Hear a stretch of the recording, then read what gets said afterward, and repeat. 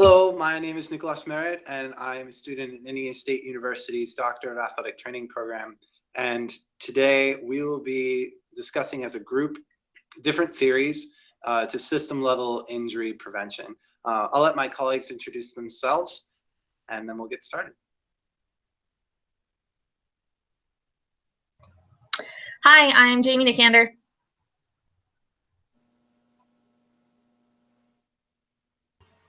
My name is Emma Nye, also a student in the Doctorate of Athletic Training program here at ISU. My name is Beth Neal. I'm a PhD student in curriculum and instruction with a concentration in athletic training education, which is why I'm taking some of the doctorate in athletic training courses.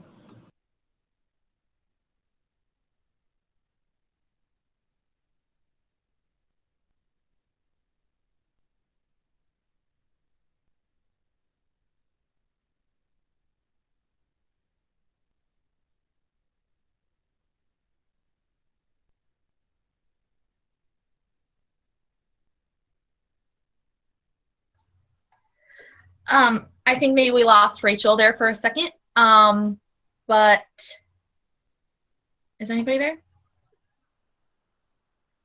Okay, everybody's there. Okay, so I guess I'll just start with our first theory to start off the conversation. Hopefully Rachel will join us here in a second.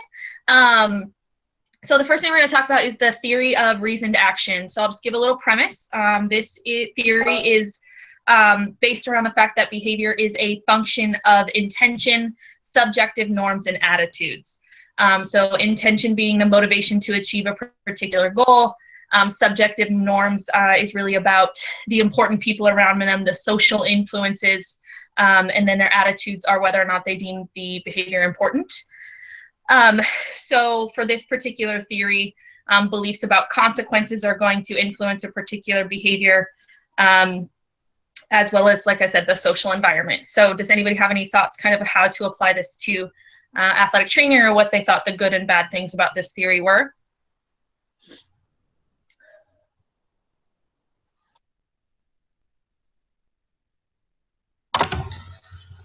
I like that this model was really simple. I know we'll get into the other models that we chose to talk about today in this video cast, but I could follow this model, and I think we can apply it to athletic training in several different ways, but it leaves the athletic trainer and the patient, I think, open to communication on their specific factors that influence them and what specific attitudes they can adopt. I think the other model had so many different factors that may not apply to that particular patient. But I really enjoyed that this model was 3 simple, specific steps that lead to intention. So that's, I guess, my first initial thoughts on this one.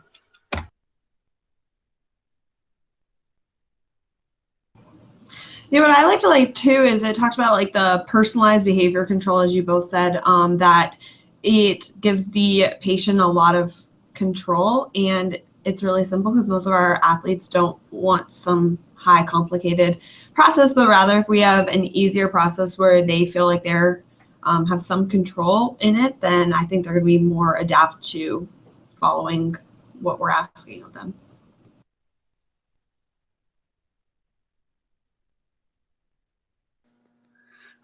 I also think that this theory can be applied to stakeholders as well for the implementation of prevention plans. So it's kind of like the why and the how of convincing someone of why something is beneficial or important. And obviously you have to have the research to back it up, or the reasoning to why.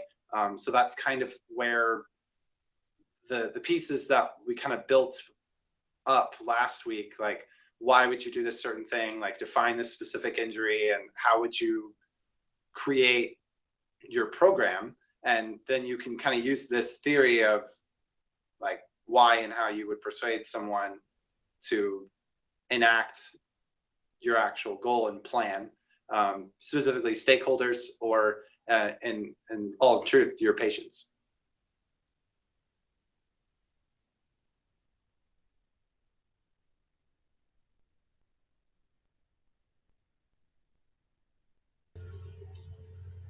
I kind of want to talk about the perceived control portion of the three-tiered model.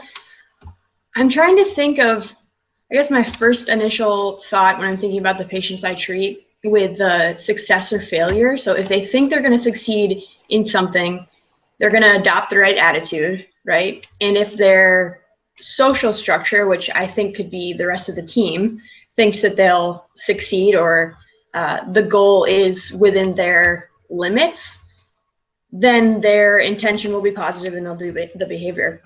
I think the first initial thought of how this can be applied in the athletic training room is through rehab exercises. I've found that if some of the athletes don't think that they'll be successful in the rehab exercise, maybe they're on a long-term rehab and they're doing one exercise for the first time that they haven't been able to do in a couple months, that they think that they'll fail, and they likely will. Have you guys found that at all, or could you see that example in your practice? Yeah, I think, and even to go along with that, like if they don't understand the reason behind it, that they're also going to fail for that reason. So I'm working with track and field, and this is my first year with them. And obviously MTSS is a more common injury that we see with the track patients. And I was having one of the girls do toe taps today, and she said to me that she had no idea up until why I explained it for the past few years of why she was here, why she was doing them. Like, she just thought she came in, she heated, she did a couple exercises, and her shins would always hurt. But she had never really understood the reasoning. And so once we talked with her about that, I've seen a great change, and I've actually seen improvements within her MTSS, whether that's linked to everything we're doing or just her mental change. But that's just one example that I've recently had where I've noticed this. Yeah, I think MTSS kind of brings up a good one for my clinical practice. I've been trying to implement a prevention and or treatment program, just because in the high school setting, I think so many of our patients have MTSS or shin pain, and they just kind of get swept under the rug. They just kind of fall through the loop. So they're participating without really ever seeking our care. And so I was trying to fix that, obviously. And so I feel like when a lot of my patients were coming to me very discouraged, they already felt like their pain was never going to go away and that their only option was to stop participating. And so I feel like that belief was a hard thing to discuss with them. But part of what I tried to do was make my program as easy for them as possible, which I think relates to the perceived behavior control, how easy or difficult it is for the patient to think about changing this behavior. So I was asking them what days of the week are going to work better, asking them what time was going to work better, saying, okay, do I have 20 or 30 minutes of your time? How many days a week is it feasible for you to do this at home? So I think that really including them and them telling me what's going to be easier for them kind of gave them some of the control, and hopefully made them believe that it was going to be a little easier to start treating their injury. Can you guys see me? Okay, good. Okay, so kind of going off what you guys were saying and back to what Emma was also saying is that option of communication. I think that what's really nice about this model is that it's not something that's completely stuck in the mud. It leaves room for change. So having that conversation with your athletes, or like Nico said, with your stakeholders, to kind of figure out like their beliefs, if they're bought into the idea, if they have resistance to it, if they think it's going to be difficult, and potentially breaking down some of those barriers, then you're essentially changing that intention or that behavior. Just simply based on that. So I think that's where it becomes really important as a clinician to kind of break down those things and understand your patient or your stakeholder to then have a better idea of what that outcome is going to be.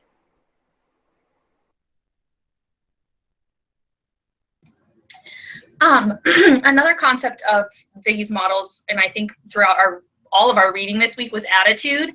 I thought it was really interesting in the article about the theory of reasoned action. They talked about seatbelt use and how the attitude towards seatbelt use was the greatest predictor on whether or not an individual actually used it. And I think the first thing I thought of was like how we kind of go through life thinking like, oh, that won't happen to me, or like that invincible mindset. Where if you feel like a seatbelt is important because you can get in a car accident and you're going to use it, but if you're like, well, I'm never going to get in a car accident, then you're probably not going to use it. So I think that that attitude towards things being important was an interesting concept in the theories.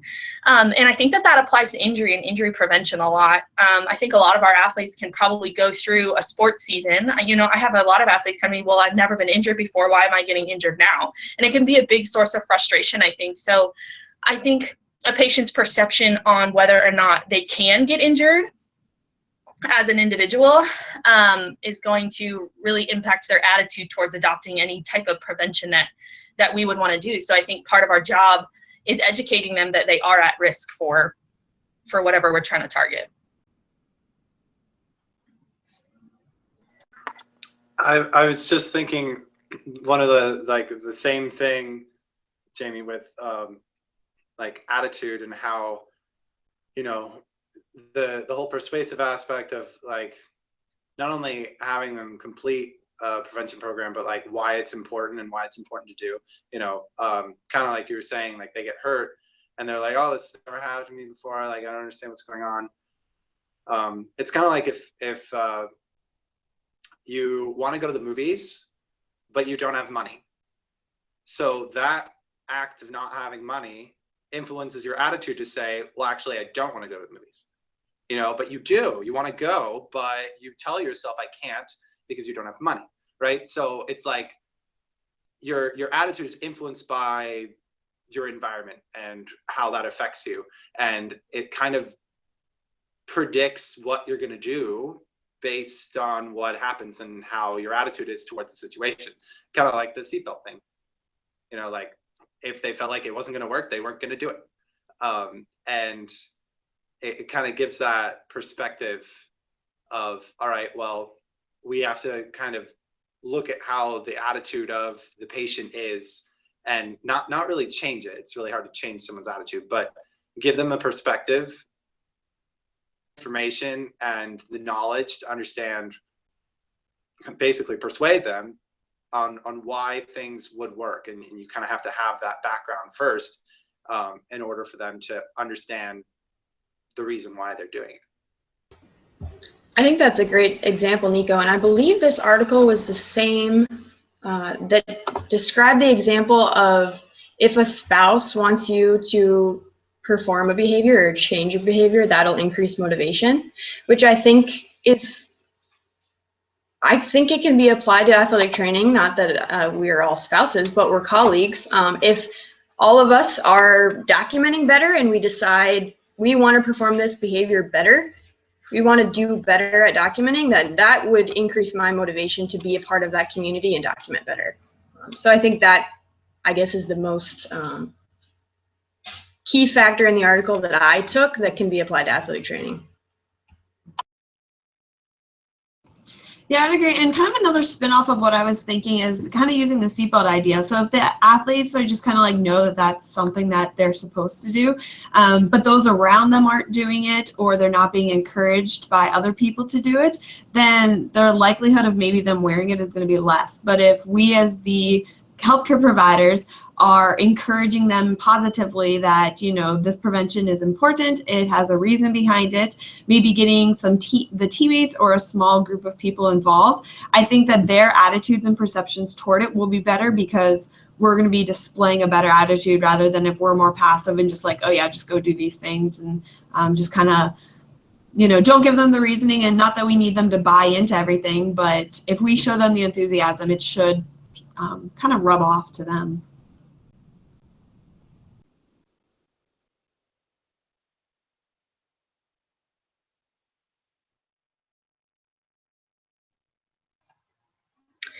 Yeah, actually, as you were talking about that, I don't know if you guys are ready to transition a little bit, but I think that what you said, Beth, was a really good segue into the difference between intrinsic and extrinsic motivation, which was talked about in the self-determination theory.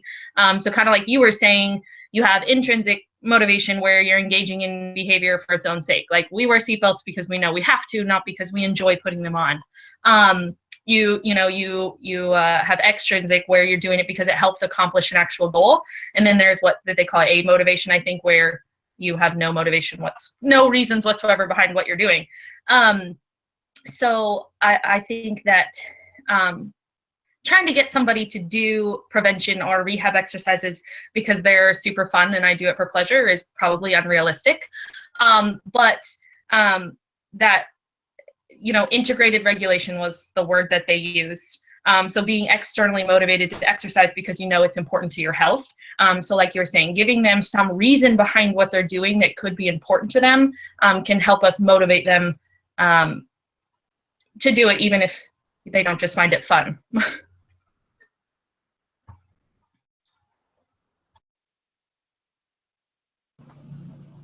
I'm going to agree with Jamie. And on the self-determination, this was probably my favorite theory out of all the ones that we read. And it was actually ours. But I just think that, I don't know, I see this playing into athletic training the most because whether your patients are, you know, anxiously waiting to return to play or are maybe more on the side of wanting to be hurt, to not either let the team down in their performance or they're mentally scared, so they're using an injury.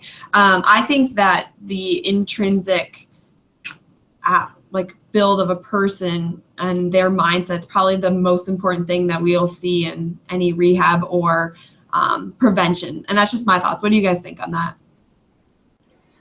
Beth, I definitely agree with you. I think that's something that definitely moves our rehabs along because they tend to have that mentality already, rather than maybe say a layperson that they have an injury and they're going into a clinic, but they don't necessarily have something specific they're trying to get back to. I think it's really important for the clinician to, one, establish a relationship with the patient and have good communication with them to just figure out what exactly is their motivator, and then utilize that in your rehab process to get them to meet their goals and obviously eventually return to play. But I think everybody is different, and finding out what that thing is that's going to motivate them and using that in your everyday tasks is something that's going to make you more successful.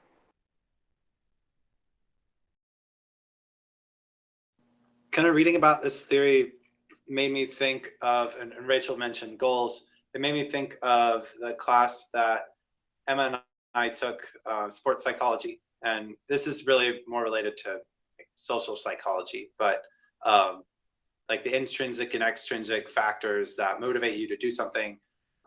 We learned about task-oriented and ego-oriented individuals. So like, is their goal to like accomplish a task, and then when the task is complete, move on to the next task? So there's always something to do. Or do they have like an end point where they're like, I want to be this strong and lift this amount of weight, or I want to win this game, you know? And it just depends on the person. There's no one real method of motivation that's right, you know, because everybody's different. But there was a correlation to those who were more fulfilled. They had the task orientation, because if you have ego orientation and you succeed in your goal, you have no more goals. You feel the best, and then you're the best. It's kind of like the money exponential quadratic. You know, like, okay, I have enough, or I have too much, and then you're not happy, you know. So it kind of hits that same point. And it's like, okay, so what is their motivation? And you probably have to tie the prevention mechanism or what your development of it into their own personal goals. So hopefully that's already happened and you know what their goals are going into it. Or if it's a prevention strategy, maybe it's utilizing the sequence or whatever you're doing to prevent injury to help them not only like on the field, off the field, or in work or life, but mentally, physically. It could be that type of prevention mechanism. So it depends on the person's goals, thinking not only intrinsic and extrinsic, but task and ego. And Nico, I like that you touched on how you should be involved as well, because with the self-determination theory, there's the 3 prongs, right? The autonomy, competence, and relatedness. And within that relatedness was feeling cared for and connected to others and having that social support. But the article also talked about how it's a 2-way street, right? So it's not just the patient coming in and communicating, it's also the clinician trying to figure out what motivates them. What are they determined to do? What are their goals? I found in my clinical practice, when I started opening up the lines of communication here, the goals of the athlete aren't always to be a starter or to win the game. So I do like how you touched on it's a two-way street. It's the clinician being involved as well. Kind of hearing you both talk, this almost makes me think, are we as athletic trainers doing a good enough job on the psychological part of prevention or rehabilitation? And I think maybe overall the answer is probably no, because I think too often we're so worried about getting them, progressing the rehab, but we're not taking that extra time to, either get to know our patient if we don't know them already, or to figure out what makes them tick. Like Emma said, their goal might not be a starter, or like right now I have a senior who got hurt on the very last game of the year. So her goal is no longer to get back to competition, but she wants to coach. So I had to kind of retransition my thoughts with her of, instead of treating her like an athlete, like let's get her back as fast as we can, more to let's get you healthy so you can coach, so you can play with your kids one day. And I just think that that's, with the self-motivation theory or self-determination theory, that's really what I got to a lot of this, is that I want to take and do a better job psychologically with my patients and athletes. Yeah, I definitely agree with that. I think autonomy is a big one. And I think that one really hit me from this article. The one that I personally read, one of them, I read the ones Emma sent, but I also read one about school-aged children. And so they applied this theory to like elementary and high school kids. And basically what they did to develop self-motivation is they presented healthy eating and activity in the form of games to these kids. So they would play games. Well, then eventually they asked the kids to come up with their own games. And then that's where like the competence comes in. So they're being successful in creating these things and being healthy. And so it becomes more personally motivated. And I feel like if elementary school and high school kids can come up with their own things, we can probably start doing that with our athletes. Start asking them, okay, this is the task I want you to do. Like, how can you make this? I feel like we can start including them in the decision on how to do more sport-related tasks. Because I know for me, working with all sports, they probably know more about sport-related tasks or drills or activities than I do for everybody. So I think including them in that, so them kind of like using the article to say, okay, you come up with a game that includes this particular task that I think is important for prevention or whatever it might be, could be something that as athletic trainers we could really start to build on, so that our patients are feeling more involved and more autonomous and more intrinsically motivated. Jamie, I like that idea. I think I can do a better job of this. The only time I've ever actually utilized this is when I'm working with a sport that maybe I don't have much experience with. And so I think because I don't have any experience, I'm like, oh, I don't have any ego about this. And so probably for sports that I have more experience, I need to take a step back and be like, yes, I know ways to do this, but let's get them involved. And it'll probably honestly increase their interest in the activity simply because they came up with it.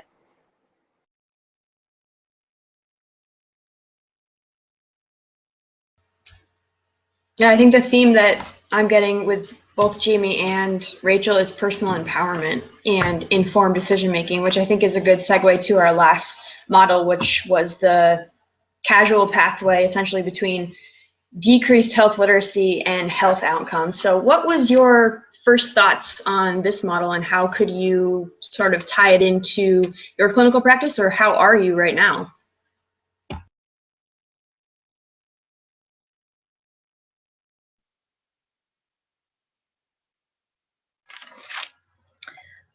Well, I would say that it's probably likely that the better end of this, so the critical health literacy, is probably not a focus of athletic training or clinical practice, I know for me personally, at all. And I thought it was a really interesting concept, because I think it's probably true when even us in the DAT, when we've previously talked about health literacy, we were probably more talking about functional and interactive health literacy, where we at least want our patients to be able to read, navigate the healthcare system, and communicate. But what I thought was really interesting is being able to actually take information and apply it to your own life. The need for a healthcare provider to just simply say, okay, do this, this, and this. But for someone to be in a social context, be in their real life, and make those healthy decisions because they were able to interpret information is, I think, where we're lacking. And I think that's where you get a lot of patients who are like, oh, I read this on the internet, so I'm going to do it, without being able to critically analyze whether or not it's important for their life or their context. Is something that I mean, I think the general population and our patients included probably lack. So I thought that was a really interesting spin on literacy that I probably haven't considered a lot before. Yeah, it made me think of, Jamie, kind of what you pointed out. It's like, so this is what people think they should do. You know, it's more of like a, I saw the, for this kind of relates to the current. So like I saw the BuzzFeed post, but I didn't watch the news, you know, like, or I didn't read the newspaper, or I didn't examine things on my own. I just kind of took it. And it's like the idea where, oh, I have back pain, I should use a heating pad,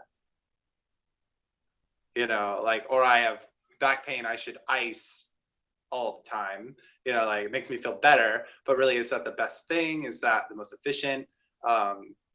They don't actually know. And it's not the fact like they don't know specific words, so they can't read, but it's like they don't know the process, the effectiveness.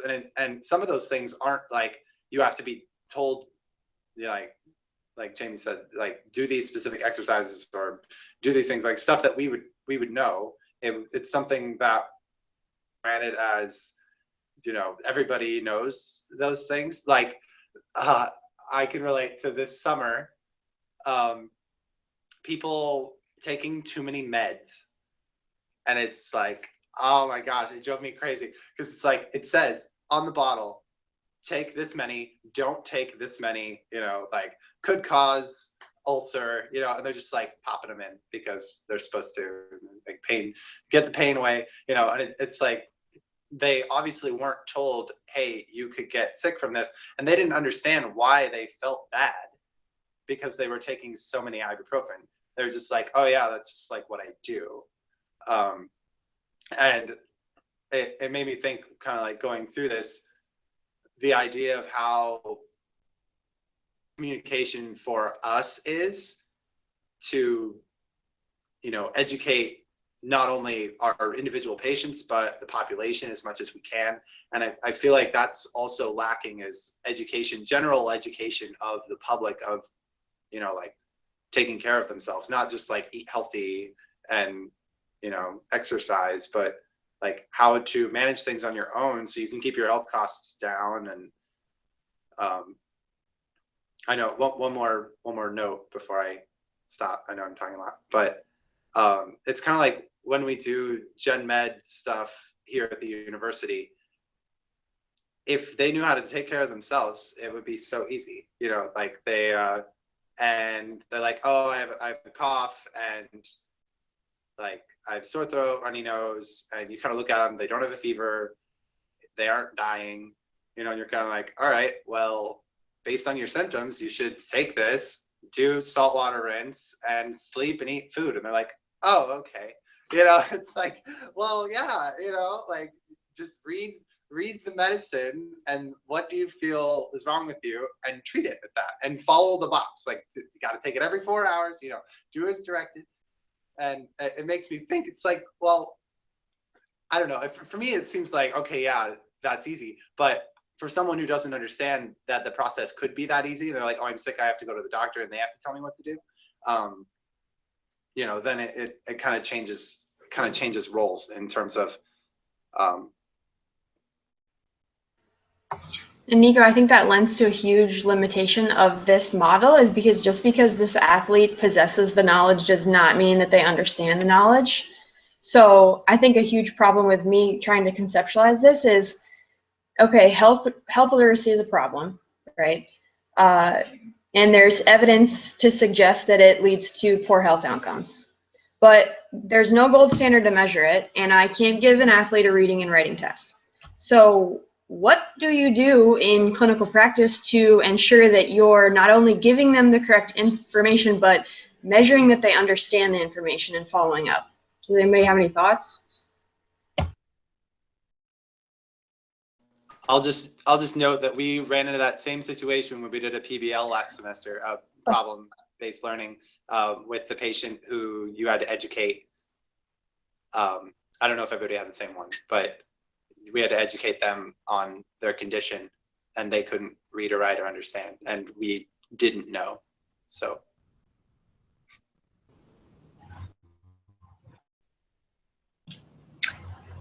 I think they only discussed, and I'm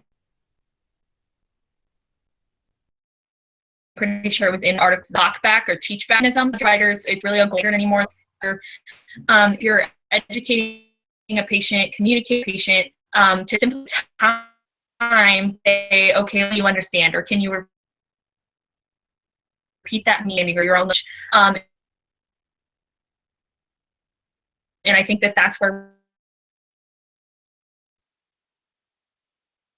really start to the objective with them.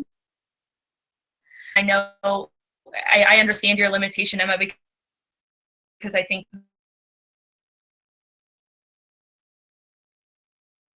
we're taking the article itself. This article just communicates things that we have to focus on, but to intervene. But yeah, the best way to essentially us right now can take clinical focus is that teach back.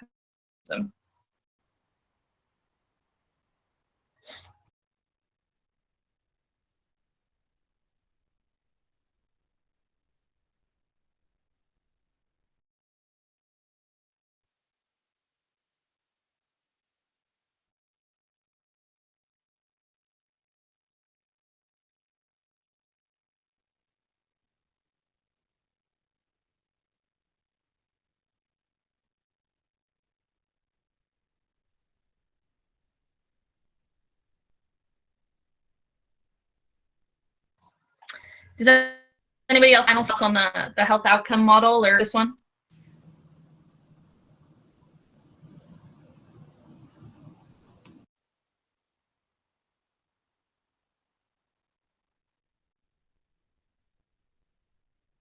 I hate to say that it's kind of like, I know Emma posed the question because it's something that we're all thinking.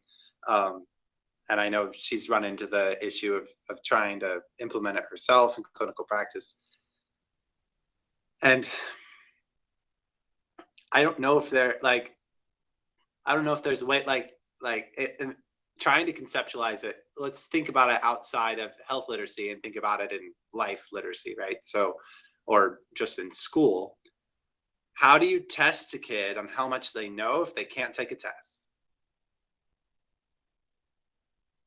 Right. But what but what are we defining as a test? So taking exactly curriculum instruction model that I have, like test taking does not need to be, here's a multiple choice, here's a you go get this. But I could verbally ask you, like there's so many ways of test accommodations, or of testing, like real life testing versus like book testing. So I think that I don't know the answer, but I think we can get around the test of not pen and paper of what I think is the first thing to pop in with testing. Right. I think that's one of the biggest factors of trying to conceptualize this is we think about a test as an assessment and not as a process, like a one-time, one and done, I got the answers, what they did. It could be more of like an education process and a troubleshoot. But it's hard to conceptualize it as we didn't get it this one moment. And I don't know what it would look like if it was a troubleshooting process assessment, because trying to think of it like that, to me, then it's not checking their knowledge, it's checking to see if they learn over time, which isn't the initial assessment, so it's hard for me to think about it outside of what we know probably wouldn't work. And that's where I'm running into a wall. When I read this article, I feel like when they talked about the different levels of health promotion outcomes, I feel like this has already happened in athletic training. And so I think maybe what we can step away from, especially when we think about prevention for health outcomes, is an individualized assessment. I think we can look at it from a greater and global outcome. So this was the example I had. So their step one was intervention impact measures. They had that as health-related knowledge, attitudes, behaviors, community participation, but they also had it as legislation. So we know that we've already passed legislation to hopefully improve concussion knowledge, right? That's everywhere. So I feel like that step already happened in athletic training. So there was a system-wide, let's improve education by mandating it in legislation, and then modifiable health determinants for the second way to improve outcomes. For me, it said effective health services. So that's putting athletic trainers at every secondary school. And then step 3 was the change in health and social outcomes. So quality of life, morbidity, mortality. So I feel like we've seen this already in concussion, and now how we implement it at a smaller system within our own communities, I don't know. But we passed legislation system-wide to improve education, and then we changed the environment. So we made health services easier for them. And then we saw a way bigger reporting. So now we have way more concussions than we ever had, simply because people know more. And so I feel like that is an indirect assessment of our patients' knowledge, because we're getting increased reporting. So now, because our outcomes, our quality of life, everything has changed, now we're making an assumption about improved knowledge. So I don't feel like our testing has to be direct, especially when we're looking at health outcomes and prevention. Right. So that's kind of where I was thinking, and you kind of figured it out. Where I was kind of talking about like the process, and you have to kind of do things and see what's working and what's not, and then you assess on the way. So I guess we could probably use that model that you kind of described, like giving information, tracking, seeing if it worked, and then going from there, because I'm sure it wasn't like a one and done. This is the information we're going to go with the people, like it's been edited a million times, and NCAA has to clarify each individual policy for each individual university. And that's just the NCAA, who knows about NAIA or any of that.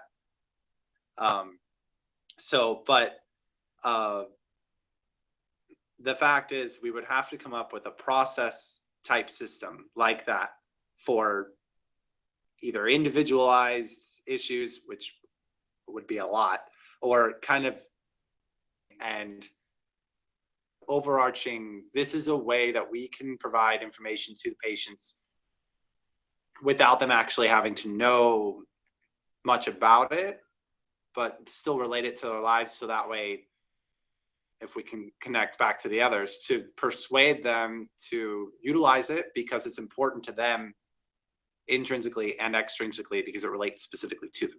So we can kind of take this piece in terms of health literacy and relate it to the other theories, and maybe create an overarching goal, in a sense, of how we can educate our patients and the public in that sort of way.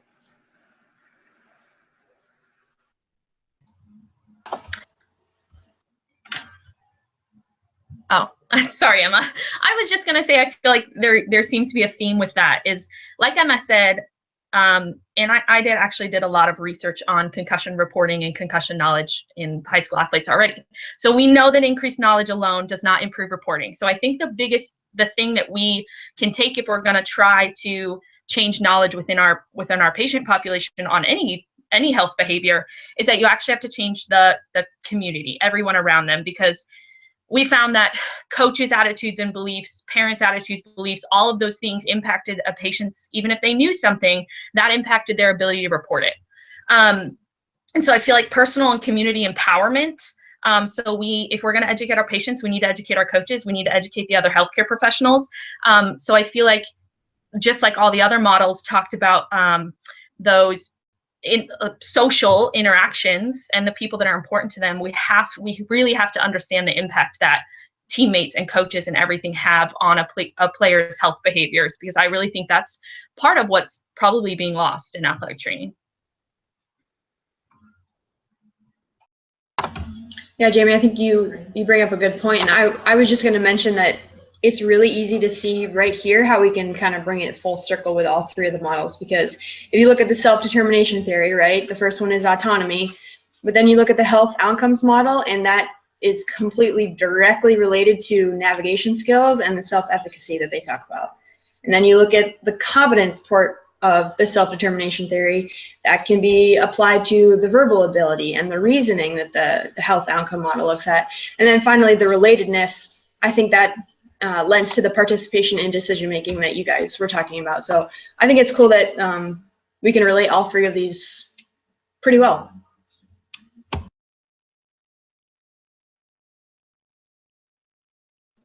And eventually, if not us, but maybe we can incite the change to make something like that happen in terms of a process to improve literacy for everybody.